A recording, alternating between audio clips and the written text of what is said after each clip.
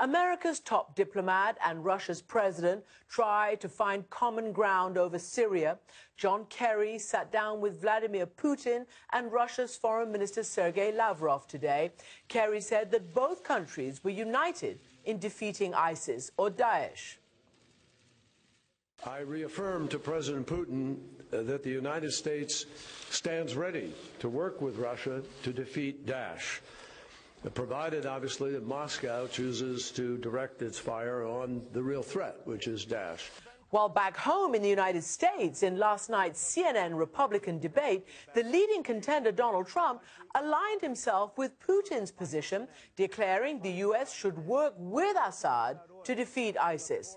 All this as Human Rights Watch releases a new report backing up evidence of systematic torture and killings by the Assad regime.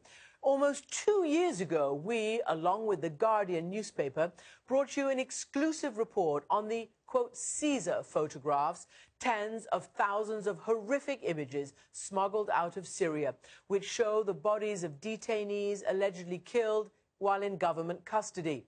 International jurists say the evidence would stand up in court, and Human Rights Watch bolstered that evidence by interviewing family members of the victims, defectors, and former detainees. Here's an account of one man who made it out alive.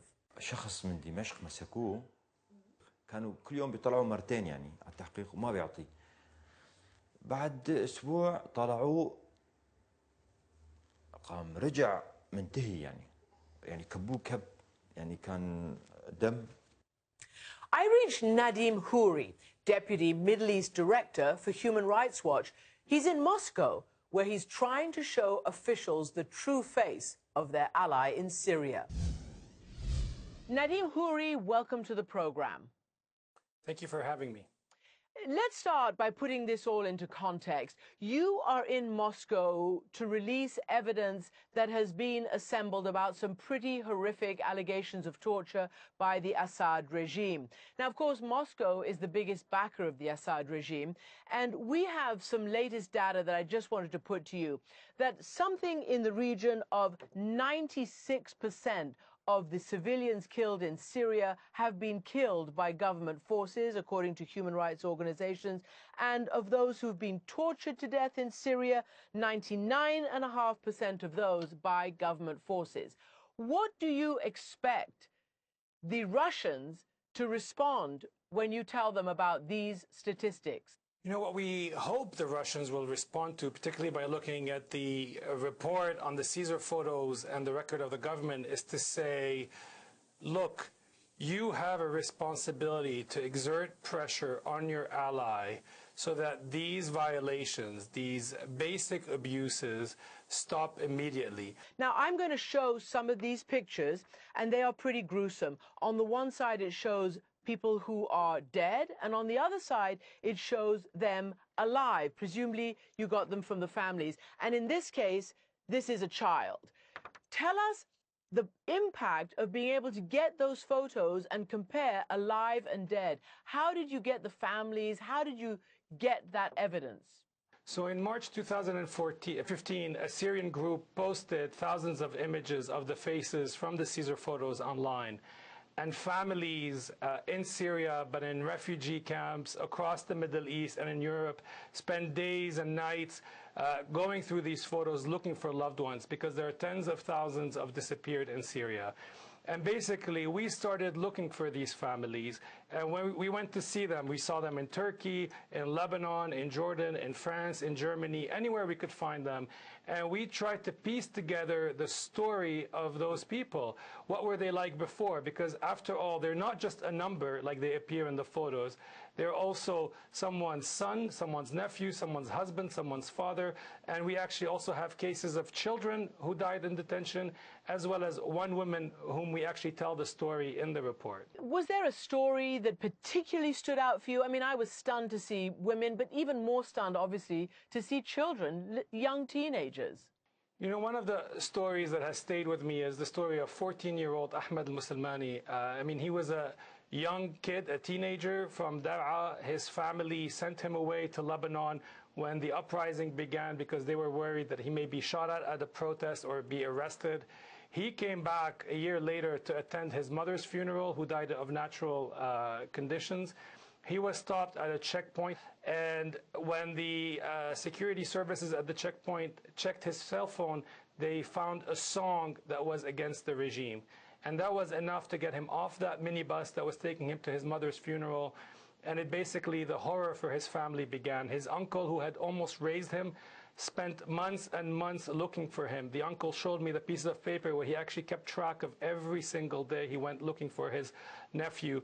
And then in March of this year, when looking through the photos, found his nephew. And when we showed the Caesar photos of this particular case to a medical examiner in the US, what they told us is he had died probably a few weeks after detention from blunt force. His body was bruised. He was beaten to death. It is really a horrendous story.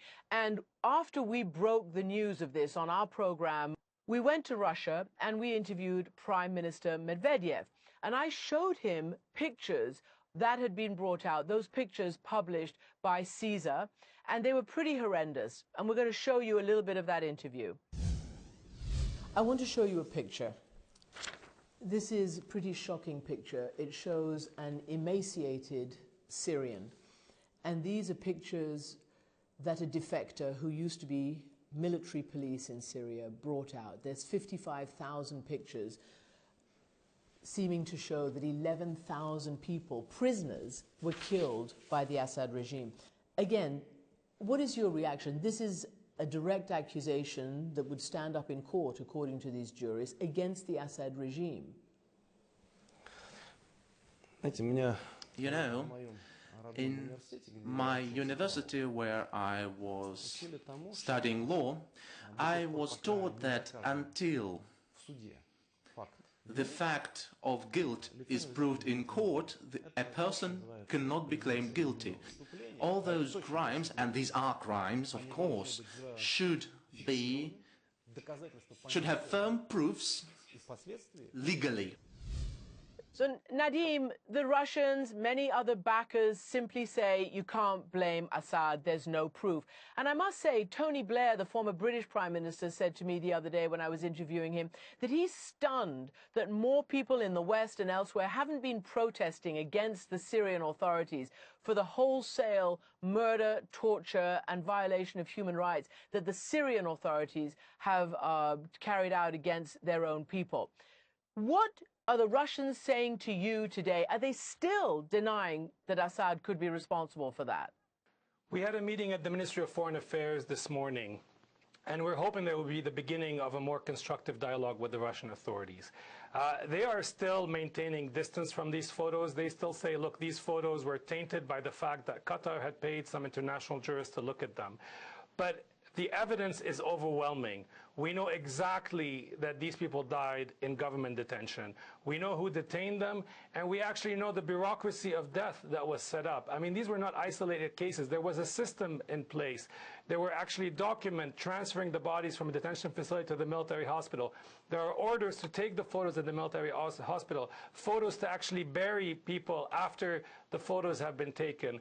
All these have the signature of officials. They are authenticated. We have satellite imagery to confirm where the photos were taken at the 601 military hospital in Mezzeh, just under the hill from the presidential palace of President Assad. So of course we know this is the regime that is responsible. The question is today, what is Russia, but also what is the international community going to do to put an end to these practices? What are they going to do so that the families that have been waiting now for years to know the fate of their loved ones actually finally get answers? And for those who finally found, unfortunately, their loved ones dead in these photos, what are they going to do so that these people get an answer as to what happened to their loved ones, so that they can properly bury them?